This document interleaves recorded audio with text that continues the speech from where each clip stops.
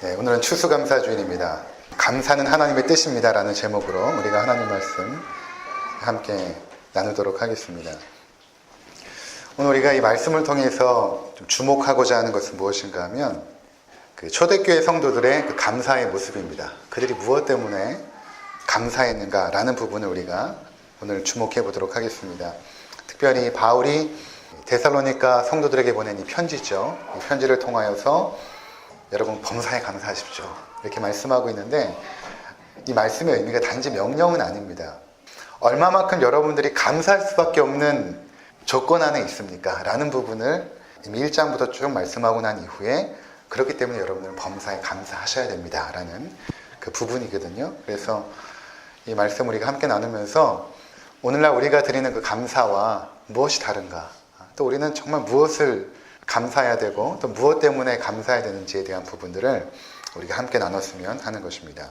첫 번째 나누고자 하는 것은 감사가 하나님의 뜻이라는 것입니다. 감사가 하나님의 뜻이다. 본문에 보면 범사에 감사하라 이렇게 말씀하고 있고, 이것이 너희를 향한 하나님의 뜻이다 이렇게 말씀하지 않습니까? 그러니까 하나님의 뜻이라고 했을 때는 하나님의 어떤 목적 또는 하나님의 계획, 이런 의미가 있지만, 제가 주목하는 부분은 어떤 의미냐면 하나님의 의지라는 의미가 있습니다. 하나님의 의지. 감사라는 것은 너희를 향한 하나님의 의지다 라는 부분이라는 것입니다. 이런 것이죠. 우리도 이제 자녀들을 양육하면서 자녀들을 향한 부모의 의지가 있지 않습니까? 내 자녀는 좀 이런 사람이 되었으면 좋겠다. 겸손하고 또 예의 바르고 또 마음이 따뜻한 사람이 되었으면 좋겠다. 이런 부모님의 의지가 있습니다. 또는 공부를 좀 잘했으면 좋겠다. 뭐 그런 의지들이 있지 않겠습니까? 또 그것이 우리의 기도 제목이기도 합니다. 이와 같이 하나님께서도 그의 사랑하는 자녀들에게 원하시는 그분의 뜻, 그분의 의지가 있는데, 그것이 무엇인가 하면 나는 너희가 좀 감사하는 사람들이 되었으면 좋겠다라는 것입니다. 너희가 감사하는 사람들이 되었으면 좋겠다. 자, 감사가 하나님의 그 의지라는 차원에서, 그분의 뜻이라는 차원에서 우리의 모습을 한번 돌이켜 보았으면 좋겠습니다. 나를 향한 그 하나님의 의지가, 그 뜻이 감사하는 것인데, 여러분들 어떠십니까? 한 해 동안 살아오면서 나의 모습 속에서 얼마나 감사하며 사셨습니까? 내 삶에 감사가 많았습니까? 아니면 원망과 불평이 많았습니까? 이 감사는 대부분 은혜에 대한 감격으로부터 옵니다. 그래서 감사하지 않는다라는 것은 이런 의미가 되는 것이죠. 은혜를 은혜로 여기지 않거나 아니면 받은 은혜를 당연시하면 감사하지 않습니다. 은혜를 내가 노력해서 얻은 것이라고 착각을 하면 감사하지 않게 됩니다. 나에게 주어진 그 모든 것들을 나의 노력의 결과라고 생각하면 감사할 게 없죠. 내가 수고하고 노력하여 얻은 것이니까.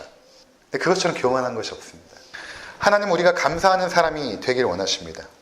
그러니까 내 삶에 주어진 그 모든 것들이 하나님의 은혜임을 깨닫기를 원하시는 것입니다. 거저 주어진 것이 아무것도 없고 다 하나님의 은혜의 선물로 너희가 받은 것임을 깨달아야 된다라는 것입니다. 고린도전서 4장 7절에 이렇게 말씀합니다. 내게 있는 것 중에 받지 아니한 것이 무엇이냐? 내가 받았은즉 어찌 받지 아니한 것 같이 자랑하느냐? 우리에게 있는 것 중 하나님 앞에 받지 않은 것이 없습니다. 그래서 디모데전서 6장 7절에는 우리가 세상에 아무것도 가지고 온 것이 없다 이렇게 말하고 있습니다. 또 전도서 5장 15절에도 우리가 모태에서 벌거벗고 나왔다라고 말합니다. 그러니까 우리가 벌거벗고 이 땅에 나왔는데 아무것도 가지지 않고 나왔는데 하나님께서 하나하나 다 채워주신 것이죠. 여기까지 살아오면서. 내 노력의 결과가 아닙니다. 내가 미개하고 가난한 나라에서 태어나지 않게 하시고 그래도 먹고 살만한 나라에서 태어나게 하신 것이 얼마나 감사합니까? 내가 노력의 결과입니까? 하나님께서 주신 선물이죠. 또 태어났는데 나를 사랑해 주시고 돌봐주시는 부모님이 계셨습니다. 내가 버림받지 않았어요. 그것도 얼마나 감사한 일입니까? 내가 노력해서 부모님 만났습니까? 아닙니다. 하나님께서 주신 선물인 것입니다. 여기까지 오는 동안 하나님께서는 성실함과 신실함으로 우리의 필요를 채워주셨던 것입니다. 그래서 이것을 우리가 깨닫게 되면 성도는 감사하게 되는 것입니다. 그래서 바울이 범사에 감사라고 했을 때 그 의미는, 범사가 무엇입니까? 너의 삶에 일어나는 그 모든 일들, 너희가 소유하는 그 모든 것들, 그것들이 하나님의 은혜라는 것입니다. 내가 누리는 모든 환경들, 사랑하는 가족들, 주변에 아껴주시는 모든 분들, 그리고 내 삶에 일어나는 크고 작은 그 모든 일들까지도 그것이 하나님의 은혜 안에 있다. 그 하나님의 은혜에서 벗어난 것은 단 한 가지도 없다. 그렇게 너희는 그 범사에 하나님 앞에 감사해야 된다. 라고 말씀하고 있는 것입니다. 욥기 7장 15절에 이렇게 말씀하십니다. 주께서 내게서 눈을 돌이키지 아니하시며 내가 침을 삼킬 동안에도 나를 놓지 아니하십니다. 주께서 나를 향한 그 시선을 단 한순간도 떼지 않았다는 것입니다. 여기까지 오는 동안 내가 침을 꿀떡 삼키는 이 순간에도 하나님의 손이 나를 붙잡고 계셨다는 것입니다. 한순간도 그 은혜에서 벗어났던 적이 우리는 없다는 것입니다. 마태복음 10장 30절에는 너희에게는 머리털까지 다 세신 바 되었다. 우리 머리카락 하나하나까지도 세시는 그 하나님께서 우리를 보호하시고 인도하셨던 것이죠. 그래서 우리의 삶의 모든 것이 하나님의 은혜임을 우리가 깨닫게 될 때 감사하는 것입니다. 뉴질랜드에서 교회를 개척하고 이제 한 유학생 자매가 이제 교회에 나오게 되었는데 그 자매가 홈스테이 하는 집에 꼬마 아이를 이제 주일날 데려 나오기 시작한 거예요.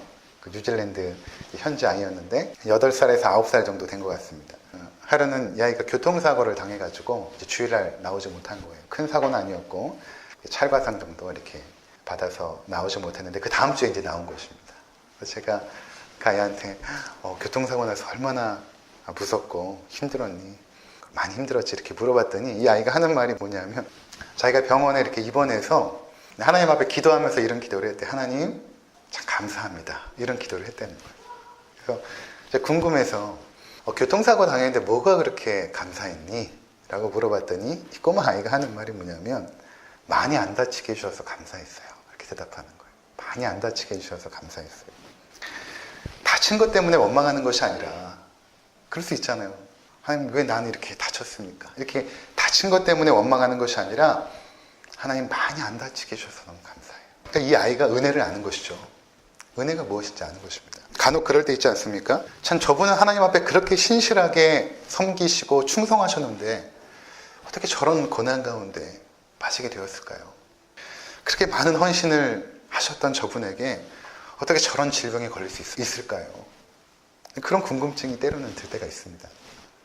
근데 잘 생각해 보면 세상의 쾌락을 즐기다가 질병에 걸리거나 고난을 받지 않고 주의 일에 헌신하다가 고난을 받았으니 그것이 은혜인 것이죠. 베드로전서 3장 17절에 이렇게 말씀하십니다. 선을 행함으로 고난받는 것이 하나님의 뜻일진데 악을 행함으로 고난받는 것보다 나으니라. 선을 행하다가 고난을 받았으니 은혜라는 것입니다. 악을 행하다가 고난받지 않고 그래도 선을 행하다가 고난을 받았으니 그것이 은혜 아닌가.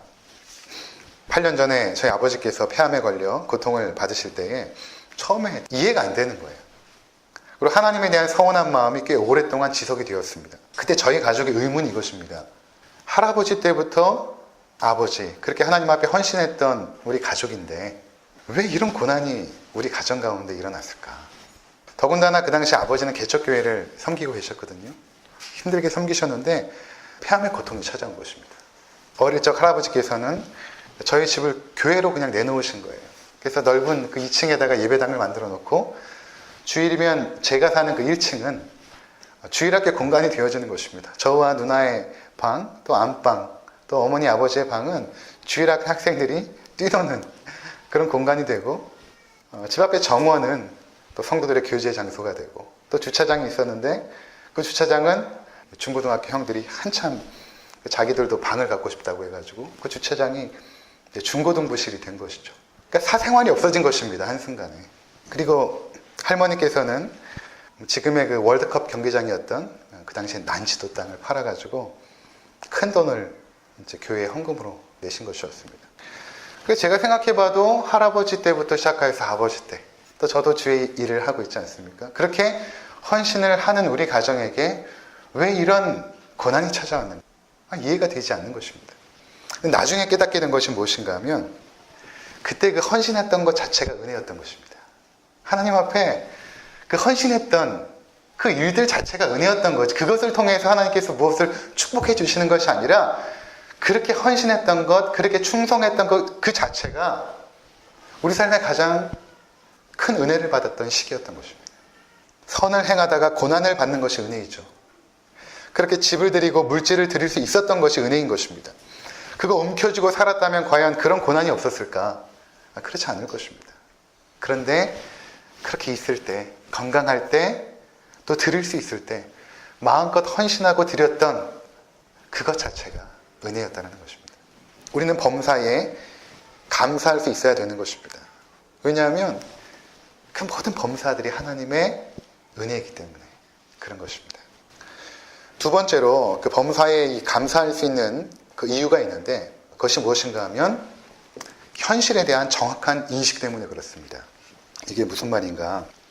그 바울이 자신의 그 현재의 상태를 정확하게 인식했거든요. 그리고 자신이 편지를 보내고 있는 데살로니가 교회 성도들의 그 주어진 그 현실을 정확하게 인식하고 있었습니다. 그 현실이 무엇인가? 우리에게 주어진 그 현실이 무엇인가? 빌립보서를 통해서도 우리가 함께 살펴보게 되었지만 그들은 현재에 살아가는 그 자신들의 삶을 어떻게 파악했냐 하면 우리의 현재의 삶을 주님께서 이제 곧 오신다. 주님께서 곧 오시면 나를 사랑하는 주님을 만나고 영원한 하나님 나라로 우리는 들어가게 된다라는 그 현실 인식이 있었더라는 것입니다. 그 정확한 현실 인식. 그래서 데살로니가 전서에서 쭉 흘러가고 있는 메시지가 뭐냐 하면 한번 보시기 바랍니다. 1장 10절 한번 보시기 바랍니다. 데살로니가 전서 1장 10절. 또 죽음가들 가운데서 다시 살리신 그의 아들이 하늘로부터 강림하실 것을 너희가 어떻게 기다리는지를 말하니 이는 장래에 노하심에서 우리를 건주시는 예수시니라. 그렇죠. 하나님의 아들이 하늘로부터 강림하실 것을 우리는 기다리고 있는 자들이다. 또 데살로니가전서 3장 13절 너희 마음을 굳건하게 하시고 우리 주 예수께서 그의 모든 성도와 함께 강림하실 때에 하나님 우리 자 앞에서 거룩함에 흠이 없게 하시기를 원하노라. 그렇죠. 여기도 우리 주 예수께서 모든 성도와 함께 이제 강림하실 것입니다. 이제 곧 강림하실 것입니다. 또 5장 3절 그들이 평안하다 안전하다 할 그때에 임신한 여자에게 해산의 고통이 이름과 같이 멸망이 갑자기 그들에게 이르리니 결코 피하지 못하리라. 주님께서 도둑까지 이를 것입니다. 도둑까지. 우리가 알지 못하는 그 사이에 급속하게 이 땅에 오실 것입니다. 이것이 초대교회 성도들이 인식했던 그들의 삶의 현재에 대한 인식인 것입니다. 현실에 대한 인식. 근데 이것이 어떻게 감사와 연관이 되는가? 이러한 현실에 대한 인식이 어떻게 감사와 연관이 되는가? 현실을 정확하게 인식하면 그 속에서 가장 가치 있는 것이 무엇인지를 우리는 깨닫게 됩니다. 현실을 정확하게 인식할 때만이 무엇이 가장 가치 있는지를 깨닫게 되죠. 예를 들어서 임종을 앞둔 사람이 있다고 해봅시다. 이것은 그가 당면한 냉혹한 현실입니다. 그에게 있어서 가장 가치 있고 시급하고 중요한 것이 무엇이겠습니까? 돈이겠습니까? 아름다운 옷이겠습니까? 아니면 고급 승용차이겠습니까? 넓고 화려한 집이겠습니까? 그러니까 지금 바울은 이러한 차원에서 감사를 하고 있는 것입니다. 그러니까 현실에 대해서 정확하게 인식했더니 지금이 종말이 때인 것입니다. 주님께서 오시면 종말이 임하는 것이죠. 또는 내 인생의 종말, 내가 죽으면 종말 아닙니까? 근데 예수님이 오심으로 임하는 종말이나 내 인생의 종말이나 공통점이 있는데 무엇입니까? 언제 어떻게 임하는지 아무도 모른다는 것입니다. 우리에게 종말은 언제 임할지 모르죠. 여러분 다음 주에 이 자리에 앉아서 예배드릴 확신이 있으십니까? 여러분의 인생을 그렇게 확신할 수 있겠습니까? 없는 것입니다. 이러한 현실을 정확하게 인식한다면 무엇이 가장 중요하고 시급하고 가치 있는가를 분별하게 되는 것이죠. 무엇이 가장 시급하고 중요하고 가치 있는가? 바울에게 있어서 그 가장 중요한 가치는 무엇인가 하면 세 가지입니다. 첫 번째는 믿음입니다. 두 번째는 사랑입니다. 세 번째는 소망입니다. 우리 한번 확인하도록 하겠습니다. 데살로니가전서 1장 2절과 3절 우리가 너희 모두로 말미암아 항상 하나님께 감사하며 기도할 때 너희를 기억함은 너희의 믿음의 역사와 사랑의 수고와 우리 주 예수 그리스도에 대한 소망의 인내를 우리 하나님 앞에서 끊임없이 기억합니다. 지금 바울이 데살로니가 교회 성도들을 지금 이제 떠올리다 보니까 감사가 터져 나옵니다. 감사가 터져 나오면서 함께 기도를 하게 되었어요. 그래서 이렇게 말하죠. 우리가 너희 모두로 말미암아 항상 하나님께 감사하며 기도할 때 너희를 기억하고. 감사하면서 기도하고 있는데 무엇을 감사하는가? 세 가지죠. 첫 번째가 믿음의 역사. 믿음의 역사. 두 번째가 사랑의 수고. 세 번째가 소망의 인내입니다. 이것을 바울이 기억하다 보니까 너무 감사한 것입니다.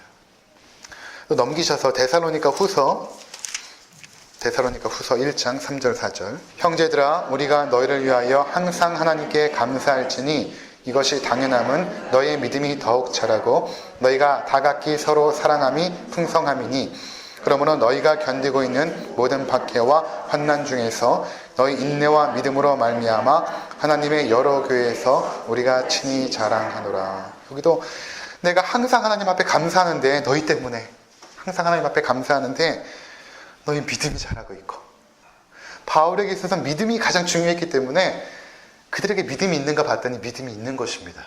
근데 그 믿음이 자라고 있어요. 감사한 것이죠. 두 번째는 사랑이죠. 사랑인데 그들이 하나님을 향한 사랑과 형제를 향한 사랑이 지금 자라고 있다는 것입니다. 그 사랑이 지금 풍성해지고 있다는 것입니다. 처음에는 작았던 그 사랑이 점점 풍성해지고 있다는 것입니다. 세 번째는 박해와 환난 중에서 인내하고 믿음으로 견디고 있다. 그들이 어떻게 인내하고 견디는 것입니까? 소망 때문에 그렇죠. 소망의 인내 때문에 그런 것입니다. 하나만 더 확인해 보겠습니다. 골로새서 1장 3절 5절. 우리가 너희를 위하여 기도할 때마다 하나님 곧 우리 주 예수 그리스도의 아버지께 감사하노라. 이는 그리스도 예수 안에 너희 믿음과 모든 성도에 대한 사랑을 들었으며 너를 위하여 하늘에 쌓아둔 소망으로 말미암음이니 곧 너희가 전에 복음 진리의 말씀을 들은 것이라. 아멘. 여기도 마찬가지 아닙니까? 골로새 교회 성도들을 떠올리면서 또 바울이 집중하는 것, 아주 마치 집착하는 것 같아요. 이 부분에 있어서는. 그것이 무엇인가 하면 믿음과 성도에 대한 사랑과 하늘에 쌓아둔 소망. 이 부분에 바울의 눈길이 가 있는 것입니다. 왜 그럴까? 아까 말씀드린 것처럼 그들에게 주어진 그 현실 속에서 가장 중요한 것을 바라본 것입니다. 무엇이 가장 중요한가? 이런 질문 있지 않습니까? 내일이 내 인생의 마지막 날이라면 당신은 오늘 무엇을 하시겠습니까? 어떠십니까? 내일이 내 인생의 마지막 날이라면 난 무엇을 할까? 저도 어제 카페에서 이제 설교문을 타이핑을 하면서 생각을 해봤어요. 그랬더니 뭐 특별히 할 게 없더라고요. 24시간이라는 시간이 마지막으로 주어지면 내가 뭘 할까 생각했더니 뭐 특별히 할 게 없어요. 그냥 그동안 해왔던 것을 그냥 할 것 같아요. 그러면서 제 마음에 감사함이 생겼습니다. 왜냐하면 내일이 내 인생의 종말인데 조급하지도 않고 그렇다고 두렵지도 않고 또 아쉽지도 않고 그러면서 나에게 믿음이 있구나. 나에게 믿음이 있구나. 내일 나에게 죽음이 온다고 해도 하나님께서 나를 구원해 주셨음을 믿기에 저에게 있어서 종말이 특별하지가 않은 것입니다. 자연스러운 삶의 과정. 간혹 임종 예배를 드리러 갈 때가 있습니다. 그때 제가 확인하는 것이 무엇인가 하면 뭐겠습니까? 이분이 어떤 업적을 많이 남겼는가 또는 이분이 어떤 삶을 살았는가 그게 중요하지가 않아요. 이분이 얼마만큼의 재산을 남겼는가 그것도 보지 않습니다. 가장 중요한 걸 보게 되죠. 임종을 앞둔 이분에게 있어서 무엇이 가장 중요할까? 뭐겠습니까? 믿음이 있는가? 이분이 지금 예수 그리스도께서 나를 위하여 죽으셨다는 그 믿음이 있는가? 근데 그것이 있으면 마음이 그렇게 좋은 거예요. 이분이 이제 하나님 나라 가시는구나. 가장 귀한 거 붙잡았기 때문에 하나님 나라 가시는구나. 근데 그 믿음이 없으면 너무 안타까운 거예요. 근데 바울이 데살로니가 성도들을 보니까 믿음이 있는 것입니다. 임박한 종말을 앞두고 저들에게 믿음이 있는 것입니다. 그러니까 바울이 여러분 항상 감사하십시오. 범사에 감사하십시오. 여러분의 삶에 어떠한 형편이 있든지 간에 지금 여러분의 삶이 위협받고 고난 가운데 있고 힘들어도 여러분 범사에 감사해야 되지 않겠습니까? 왜냐하면 여러분에게 믿음이 있지 않습니까? 내일이 당장 여러분에게 죽음이 닥친다 하여도 여러분들은 그 믿음으로 구원을 받습니다. 그래서 범사에 감사하라고 말하고 있는 것입니다. 여러분에게 이 믿음이 있습니까? 나에게 이 믿음이 있습니까?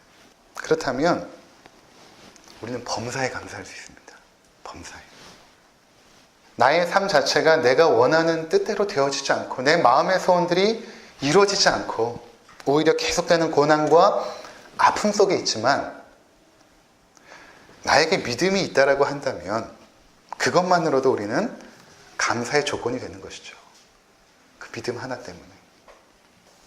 근데 이 믿음도 내가 노력해서 받은 것도 아니고 그냥 선물로 받은 거 아닙니까? 여러분, 노력해서 내가 믿게 되어졌습니까? 그럼 왜 다른 사람들은 그렇게 노력해도 믿음이 없습니까? 믿음은 노력으로 이루어지는 게 아니에요.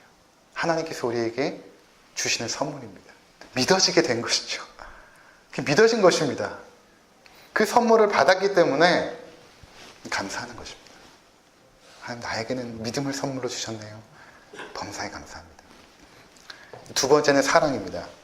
이 사랑은 하나님을 향한 사랑일 뿐만 아니라 성도를 향한 사랑입니다. 두 가지는 하나죠.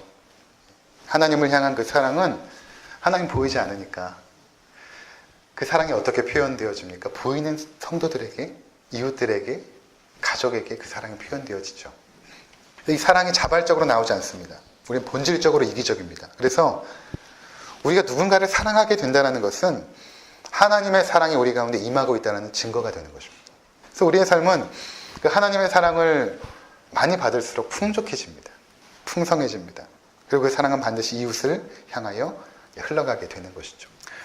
우리가 하나님께 받은 사랑이 무엇입니까? 독생자를 주신 사랑입니다. 하나님이 세상을 이처럼 사랑하사 독생자를 주셨으니, 우리를 사랑하신 그 사랑은 무엇인가? 독생자를 내어주신 사랑. 그 사랑을 받은 것입니다. 요한일서 4장 10절, 사랑은 여기 있으니 우리가 하나님을 사랑한 것이 아니요 하나님이 우리를 사랑하사 우리 죄를 속하기 위하여 화목제물로 그 아들을 보내셨습니다. 그 주님의 사랑, 그 하나님의 사랑, 그 사랑이 우리 가운데 있기 때문에 감사한 것입니다. 여러분이 사랑을 받았기 때문에 범사에 감사할 수 있는 것입니다. 지나간 우리의 삶 가운데 가장 행복했던 순간들은 아마 대부분 사랑하는 사람들과 함께 사랑을 나눌 때일 것입니다. 그때가 가장 행복했던 순간들이에요. 그러니까 하나님께서 우리 가운데 주시는 그 사랑으로 말미암아 우리 삶이 풍성해졌던 것입니다. 그렇기 때문에 감사할 수 있는 거예요. 범사에. 이제 마지막은 무엇인가 하면 소망입니다. 무슨 소망인가 하면 주님께서 곧 오실 것이라는 소망이죠. 이것은 이제 믿음과 사랑과 함께 연관이 되어지는데, 왜 그러냐면 우리가 그 믿음이 있고 주님이 나를 사랑해 주신다는 그 사랑을 우리가 알지 않습니까? 알고 믿지 않습니까? 그러면 나를 어떻게 그렇게 사랑해 주는 사람이 있을까 보고 싶어 하지 않겠습니까? 생각해 보십시오. 누군가 나를 사랑해 주는데 자기의 목숨을 바꿀 만큼 사랑해 줬다고 한다면 그분 한번 만나보고 싶지 않습니까? 그것도 내가 하나님 앞에 사랑받을 만한 자격이 있어서 그런 것도 아니고 늘 죄의 연약함과 허물 가운데 있었는데, 그러한 나를, 나도차도 사랑하지 못한 나를 자기의 목숨을 대신하여 내어주시고 사랑해 주신 분이 있다라고 한다면 그분 만나면 얼마나 나를 사랑해 주실까요? 그분을 만나게 된다면, 그분을 만나게 되면 내가 이 땅에 살았던 나의 삶을 정산하시면서 조목조목 정죄하실까요? 너 왜 이렇게 살았어? 너 그때 왜 그렇게 했어? 그렇게 하실까요? 자기의 목숨을 내어주고 사랑한 사람인데 더 큰 사랑으로 사랑해 주시겠죠. 그러니까 초대교회 성도들은 그 주님을 너무 만나고 싶었던 것입니다. 나를 위하여 십자가를 참으신 그 주님을 더 만나고 싶었던 것입니다. 이게 소망인 것입니다. 소망. 자신의 목숨을 줄 만큼 사랑하는 분을 만나는 것처럼 기대되고 흥분되는 일은 없을 것입니다. 이 세상에서 여러분 그런 사랑 우리가 한 번이라도 받아봤습니까? 또 우리를 사랑해 주었던 부모님들, 왜 우리가 때로는 보고 싶습니까? 그 부모님이 그렇게 사랑해 줬던 분이 없었잖아요. 그동안 인생을 살아오면서 우리 부모님처럼 나를 그렇게 사랑해 준 사람은 없었습니다. 내가 잘못할 때에도 내 편이 돼주셨고, 그래서 보고 싶은 거 아닙니까? 하물며 나의 목숨을 버리기까지 사랑해 주신 그 예수 그리스도, 그분이 너무 보고 싶은 것이죠. 성도들이. 그러니까 소망이 없다라고 하는 것은 아직 그 사랑을 모르는 것입니다. 내가 받은 사랑을 잘 모르는 거예요. 여러분, 그 주님을 빨리 만나고 싶지 않습니까? 그 소망이 우리 가운데 있기에 범사에 감사하는 것입니다. 바울이 범사에 감사하십시오 라고 했을 때는 여러분들 그 주님을 만날 소망을 가지고 있지 않습니까? 그래서 지금 인내하고 있잖아요. 소망의 인내입니다. 소망이 있네. 비록 죽음이 내 앞에 닥친다고 할지라도 죽음을 넘어서 영광 중에 계신 주님을 만날 생각에 감사할 수 있는 것입니다. 사랑하는 성도 여러분, 우리에게 믿음이 있습니다. 그리고 우리에게 그 사랑이 있고, 그리고 우리에게 소망이 있습니다. 그렇다면 우리는 범사에 감사해야 됩니다. 감사할 것이 없다고요? 그처럼 어리석은 것이 어디 있습니까? 그 사랑을 바꿔서도, 그 믿음을 선물로 바꿔서도 말이 안 되는 것이죠. 범사에 감사하는 것이 우리를 향한 하나님의 뜻입니다. 평생토록 그 감사를 하나님 앞에 돌리시는 우리의 삶이 되시기를 주의 이름으로 축원을 드립니다.